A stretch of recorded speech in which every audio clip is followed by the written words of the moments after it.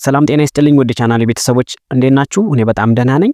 በዛሬው የቪዲዮ መረጃ ይዤላችሁ የመጣሁት ህፃናት ከእንቅልፋቸው ሲነቁ የሚያለቅሱበት ዋና ምክንያት ምንድነው? ብዙን ጊዜ ያው ህፃናት ከእንቅልፋቸው እንደነቁ ማልቀስ የተለመደ ነው። ነገር ግን ያለቅሱ የሚችሉበት የራሱ የሆነ ሳይኮሎጂካሊ ወይንም ይህን የተባለ መረጃዎች አሉ። እነሱን የምነግራችሁ ይሆናል ማለት ነው። ከዛ በተጨማሪም ህፃናት አልተኛ ካሏችሁ ምን ብታደርጉ ይሻላል የሚሉ እንደ መፍትሄ መጨረሻ ላይ የምነግራችሁ ይሆናል ማለት ነው። ለቻናሌ አዲስ የሆናችሁ ቻናሌን ሰብስክራይብ በማድረግ እንዲሁም ቪዲዮን ላይክ እና ሼር በማድረግ ለሌሎች እንዲደርስ እናንተ የሚበኩላችሁን አስተዋጽኦ አድርጉ። ቀጥታ ወደ መረጃው ሄዳለሁ ማለት ነው። ወደ መረጃው ስንሄድ ህፃናት ከሚያለቅሱበት ዋና ምክንያቶች ውስጥ ስናይ ለምሳሌ ከመኝታቸው ሲነቁ ሳይሆን ኖርማሊ ህፃናት ሊያለቅሱ የሚችሉበት ዋና መንገዶች አሉ። አንደኛው ሲያማቸው ነው፣ በህመም ጊዜ የሚኖር ለቅሶ። ሁለተኛ ምቾት ሲያጡ ወይንም የዳይፐር መቆሸሽ ሊሆን ይችላል። የተለያዩ ምቾት ሲያጡ የሚያለቅሱበት ሁኔታ አለ። ሶስተኛ ረሃብ ሲርባቸው፣ የፈለጉትን ነገር አለማግኘት ማለትም ያጡት ነገር ሲሆን ያንን ነገር ለማግኘት ሲሉ የሚያለቅሱት ለቅሶ አለ።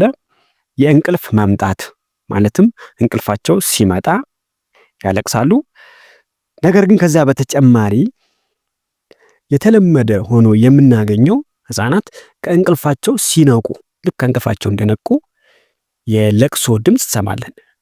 የዛን ጊዜ ነው ልጁ መነሳቱን ራሱ የምናውቀው።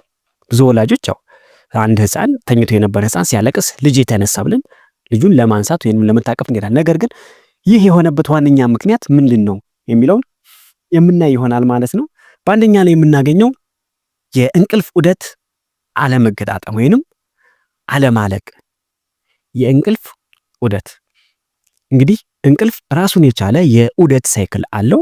አንድ የዑደት ሳይክል ከ30 እስከ 45 የሚሆን ደቂቃ ይወስዳል። ለህፃናት ከ30 እስከ 45 ደቂቃ ይወስዳል። እናም በዚህ ደቂቃ ውስጥ አንድ ህፃን ከ30 እስከ 45 ደቂቃ ውስጥ ካልተኛ የእንቅልፉ ዑደት ስላላለቀ በዛ ምክንያት በብስጭትና የንጭንጭ ለቅሶ ሊያለቅስ የሚችልበት ሁኔታ አለ ማለት ነው። በዚሁ አጋጣሚ ልጆቻችሁን ስታስተኙ ቢያንስ ከ30 ደቂቃ በላይ እንዲተኙ ማድረግ መቻል አለባችሁ።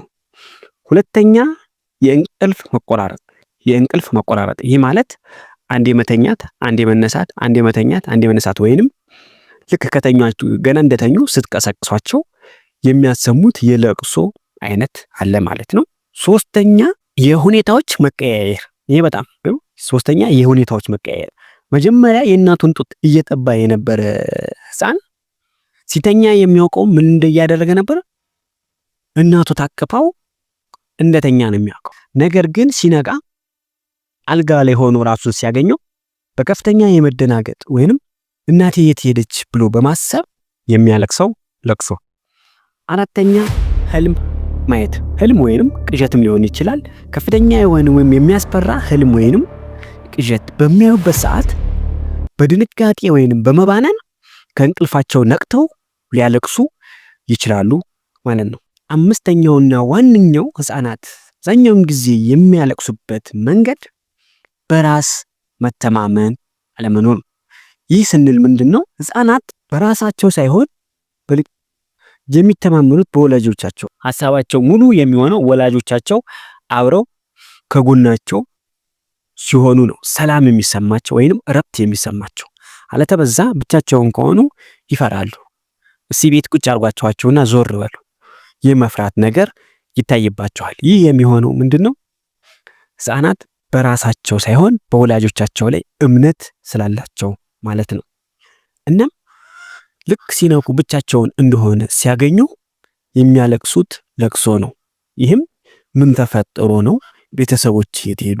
ከማን ጋር ነኝ? የት ነው ያለሁት? አይነት ለቅሶ ያለቅሳሉ ማለት ነው። እናም እነኚህንና መሰል በሆኑ ምክንያቶች ህፃናት ከእንቅልፋቸው ሲነቁ ያለቅሳሉ ማለት ነው። በእነኚህና መሰል ምክንያቶች ነው ማለት ነው ህፃናት ከእንቅልፋቸው ሲነቁ የሚያለቅሱት።